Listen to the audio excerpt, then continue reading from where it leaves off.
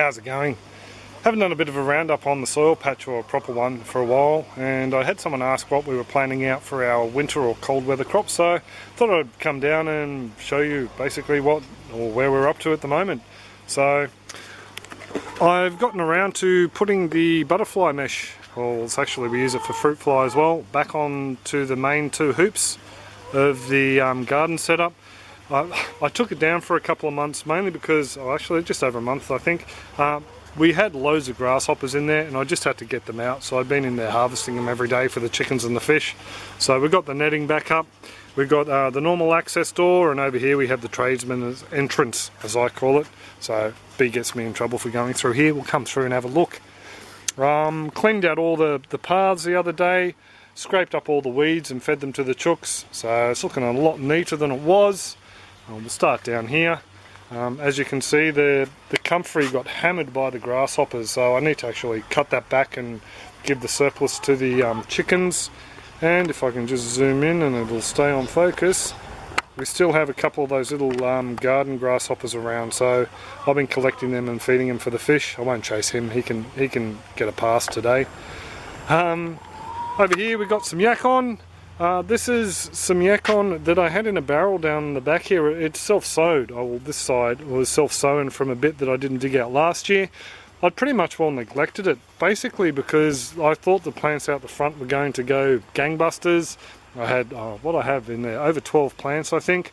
Yeah, I lost a lot to pythium or root rot or dampening off, so at least I've got this one plant, and there was another one there. There's a bit of a ring in, I potted out a little while ago.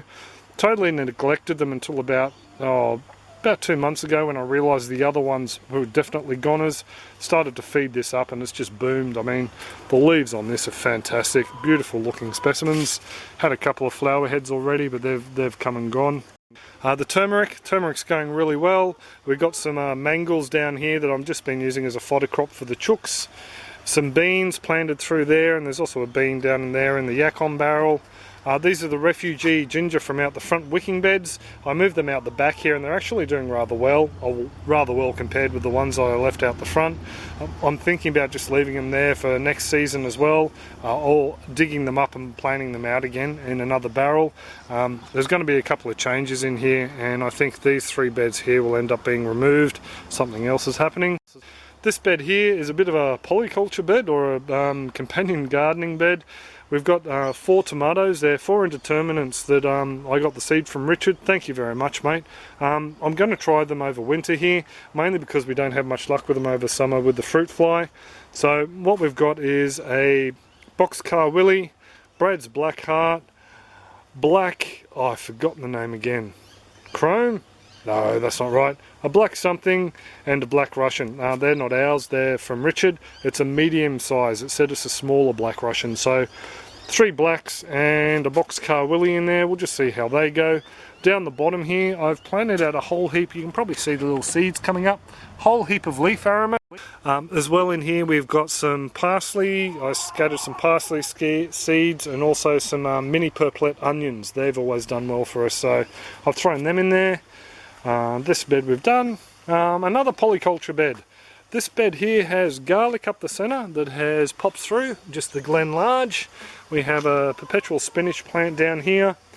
There's a couple of Jeff Harriet's Chinese red shallots that he was so kind enough to share with me. They're all planted down the sides. There's also a Egyptian walking onion and a potato shallot and down there as well. So I bought at the local garden fair from Kookaburra Organic. So thank you very much, guys. Also got some seed potatoes from them. They're in there. The alums are in there to try and protect these brassicas, and also the lettuce.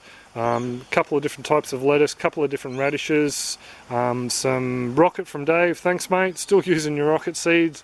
They're in there, and hopefully those alums will deter the pests. I'm sort of counting on this insect netting deterring most of them, but yeah, the alums are a little another pest deterrent. Your alums are your onions, your garlics, your shallots, those sort of things.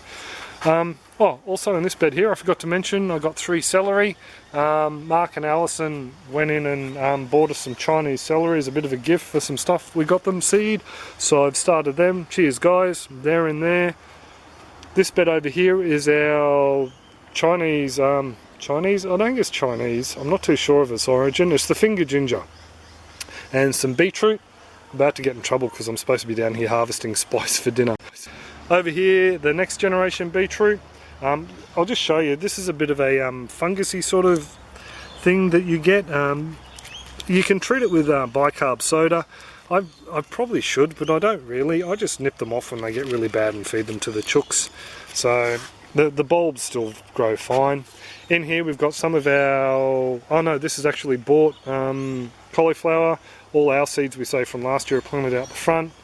I've got some fennel, 3 fennel growing, 1, 2 and 3. I have Tuscan kale or dinosaur kale. I've got 2 of them in there. The rest got flooded out. Another celery. We got grandma chili, our market chili. Just for you guys, I've seen a lot of guys in northern hemisphere that start off in the grow rooms and that.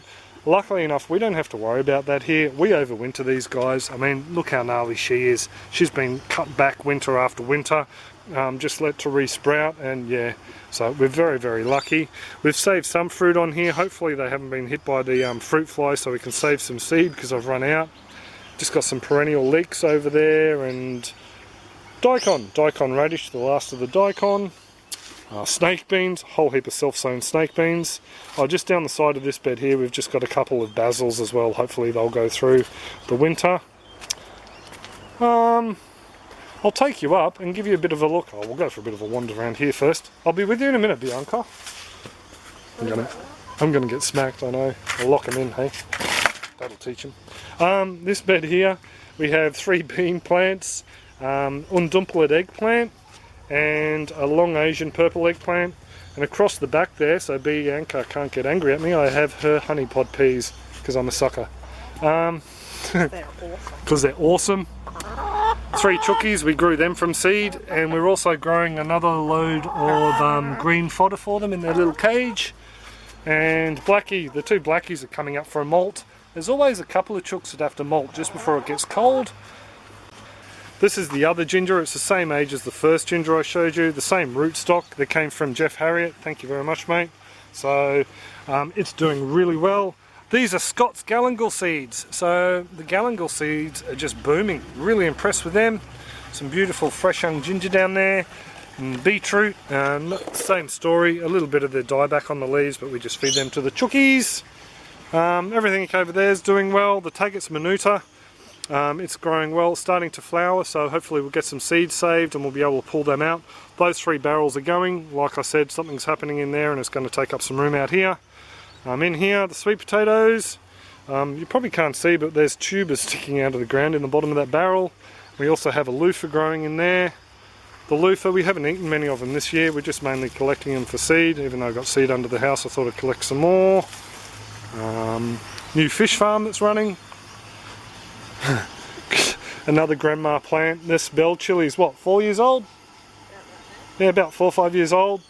So it's been hacked back every season as well. It's had a couple of crops of sweet potato growing in it. Water chestnut's doing really well. They're going to start dying back in a month or 2's time. The corn. This is the Balinese sweet corn. Oh, we've also got a fence thanks to the neighbours. Cheers, Dave and Kim. With the Balinese sweet corn, it wasn't real sweet, very corny in flavour, and Kira described it as being waxy and a little bit powdery, not very sweet. So we've saved a lot of the seed. We're probably just going to feed it to the chickens, to be perfectly honest. We'll crack it. Bianca and I didn't mind it, but we let some of it go a little bit too long. So, but one thing we did have grow on it was corn smut, or Mexican corn truffle, or mushroom corn. I can't pronounce the Spanish name, so I'm not even going to pretend to be able to. But it's a delicacy. It fetches a premium when you harvest it in Mexico. You prepare it like a mushroom. And if I'd known that, I would have actually kept the cob that we had infected with it and tried to eat it. So yeah, bit of a disappointment that I didn't understand when, I harvested it. But, such is, you live and you learn. And some of the old fencing we took down in bits and pieces, so there you go. There's a bit of a catch up on the garden. We've had a couple of battles with grasshoppers. They've stripped the leaves off our kaffir lime. Also too, the Madras turmeric behind here, the other lime tree, and the galangal in the bed over the back. Actually, I'll zoom in, give you some sort of an idea.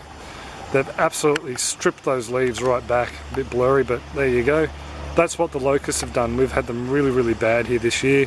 Oh, the gem corn didn't do too fantastic either. Grasshoppers stripped them all back, all the greenery back, and we only got probably about half a dozen, 4 to 6 decent cobs. So there you go, there's a bit of a look at the garden. I've sort of, let things slide over summer, but, get them back in the game, and I think the brassica crops and some of the others are going to do really well, especially those leafy crops. So there you go, I'll pretty much will leave it there.